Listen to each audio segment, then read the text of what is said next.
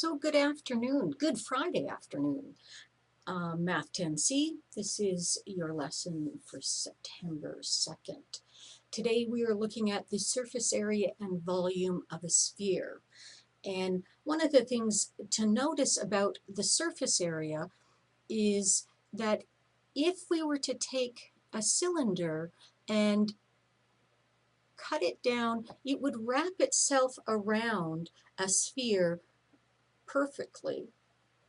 And so we're going to use that information to derive the formula for the surface area of the sphere. So we're looking at just the surface area of this lateral side. And remember, you're finding the distance around here, the circumference, which is calculated as 2 pi r. And then to get the area, we take the circumference, 2 pi r, and multiply it by the height. And that gives us the area of the lateral part of a cylinder. Now, if the sphere sits perfectly inside of the cylinder so that it's exactly the right height, what we find is that the height of the cylinder has to be 2r. So the area, and I'm going to call that surface area, is equal to 2 pi r times 2r.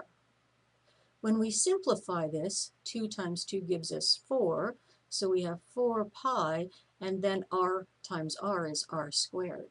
And that's how we would derive or come to the surface area of a sphere, 4 pi r squared. Let's do an example. The diameter of a baseball is approximately 3 inches. Determine the surface area of a baseball to the nearest square inch. So again, we need to pay attention to diameter, and we know that the diameter is 3 inches. To get the radius, we take our diameter, divide it by 2, so we have our 3 inches, divide that by 2, and we get 1.5 inches as our radius. We're determining the surface area, so we use the formula surface area is equal to 4 pi r squared. We substitute in the radius, 4 pi times 1.5 squared, and then we're going to calculate it. And we'll just use our calculator. Let me clear that up. So 4 times pi, and remember to get pi, we go second, and the power button, it brings up our pi, 1.5, and they can sit right beside each other because pi, the calculator recognizes that as we're timesing pi times 1.5, and we square it.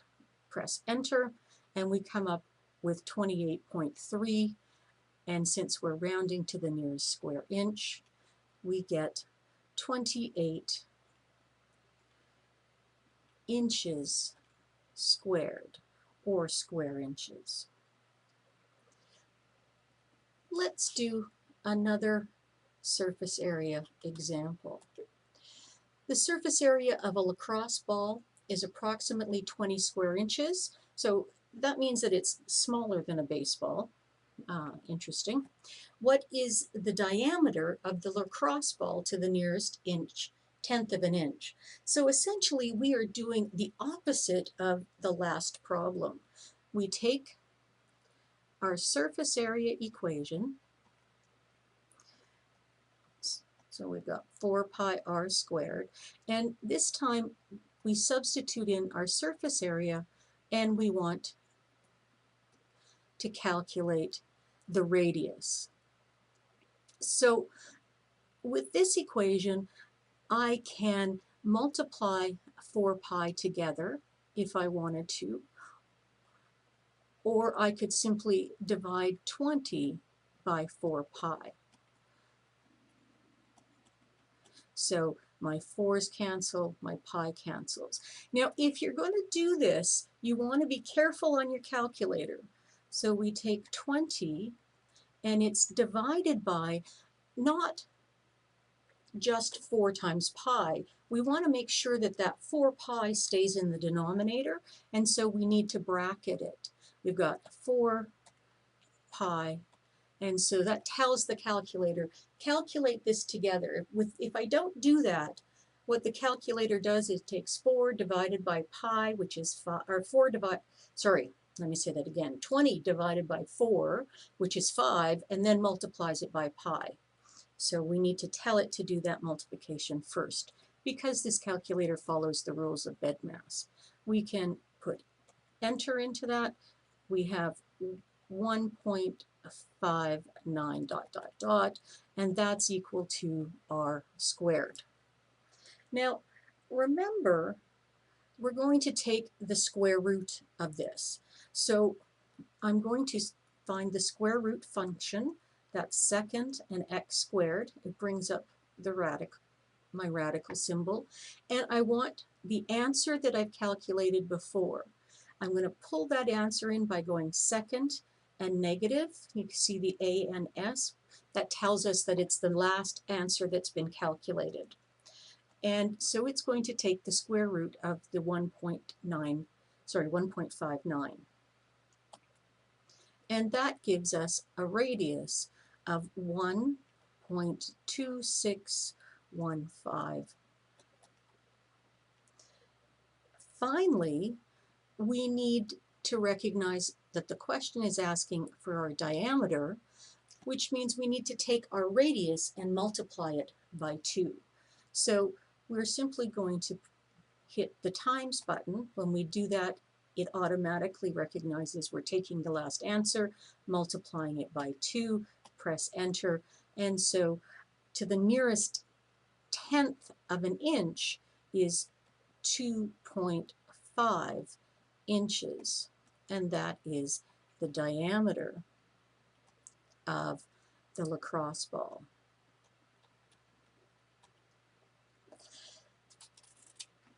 Now let's take a look at volume. The textbook talks about the derivation of this formula. For me, I'm just going to leave it as the formula that's there. Volume is equal to 4/3 pi r cubed. Notice you've got, essentially, we've got 1/3 pi r squared, but because the surface area is 4 and the cube. Okay, so that doesn't explain it exactly, but you can see the elements that are there from the other things that we've worked with. Let's go to an example. The sun approximates a sphere with a diameter of 870,000 miles. What is the approximate volume of the sun? So again, we've been given the diameter and we need the radius. So we take 870,000 divided by 2 to give us our radius, and that's going to be 435,000 miles. Now to calculate the volume, we take 4/3 times pi times the radius cubed. Let's substitute in. We take 4/3 pi times 435,000 cubed. Now we simply calculate this. So I'm going to clear my calculator. So we have 4/3, 4 divided by 3. That 4/3 is being multiplied by pi, so I can multiply it by pi, and then it's being multiplied by 435,000 cubed. Now there's 2 ways to do cubed. I'm going to use the power button, so this is to the power of 3, and that cubes it. What I want you to notice is that your cursor is now sitting up in the power. So if you were to continue to type without bringing it down, you end up working in the power. So we need to just arrow over if we were going to continue with that, with a calculation that had a cube in it. So we calculate this out, and I want you to look closely at this. Notice that we have e to the 17. That e represents times 10 to the power of. So we want an approximate volume for the sun. Let's use the nearest hundredth. Okay, so we've got 3.4, and if we look at the second 4, past it is a 7, so we round that to 3.45. You write the e as times 10 to the power of 17 miles cubed. Volume is always in a cubic unit. So these calculators give us our answers in scientific notation on occasion. It's important to be careful about that and not just write 3.45. Again, noticing that 3.45 isn't large enough to be the radius, or sorry, the volume of the sun, hopefully clues you in to look for the exponential or the scientific notation. Okay, on to the next example. We want to talk about when a sphere is cut in half, we end up with 2 hemispheres. Now, if you're dealing with volume, the volume of a hemisphere is just the volume of the sphere divided by 2. That's fairly easy. But the surface area is a little bit different. So we can calculate the surface area of the sphere, divide that surface area by 2, but remember, by cutting the sphere in half, we've added on the area of the circle created by the slice or the cross section. So we have to add on the area of that circle, which is 2 pi, sorry, not 2 pi, it's pi r squared. So we have pi r squared. So the surface area of the sphere divided by 2 plus pi r squared. Let's look at an example. A hemisphere has a radius of 8 centimeters. What is the surface area of the hemisphere to the nearest tenth of a square centimeter? And what is the volume of the hemisphere to the nearest tenth of a cube centimeter? So I'm not terribly good at drawing, but let's do the sketch of the hemisphere. And I know you're going to laugh at that, but that's okay. So we calculate the surface area of the sphere. And that was calculated by taking 4 pi r squared. Because it's a hemisphere, we're going to take 4 pi r squared and divide it by 2, which gives us just 2 pi r squared. So we could calculate that piece, and then we'll calculate the area. So we get the surface area is equal to 2 pi r squared, and we're going to add the area of the circle, which is pi r squared. We substitute in our radius. We were told the radius is 8 centimeters, so we have 2 pi times 8 squared plus pi times 8 squared. Now we just calculate this directly. It's 2 pi times 8 squared. And if you know 8 squared 64, you could just throw in 64. We add to that pi times, again, 8 squared. And we get 603.18. We're being asked to calculate it to the nearest tenth of a square centimeter, so we have 603.2 centimeters squared.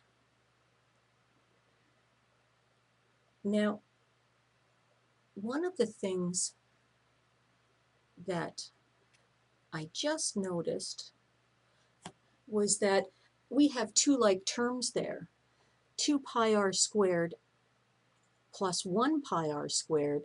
Well, that could be written as 3 pi r squared. I just noticed that doesn't have to be done that way. Now let's do the volume. To calculate the volume of the hemisphere, we take the volume of the sphere, which is 4 over 3 pi r cubed, and then we divide it into 2. Remember, working with fractions can always be seen as confusing. When you divide by 2, that's the same as multiplying by a half. So if I take 1/2 of the volume of the hemisphere,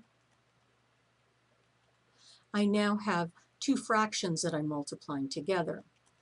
1/2 times 4/3. We have a factor of 2 in the denominator that cancels with the factor of 2 in the numerator, and we have 2/3 pi r cubed.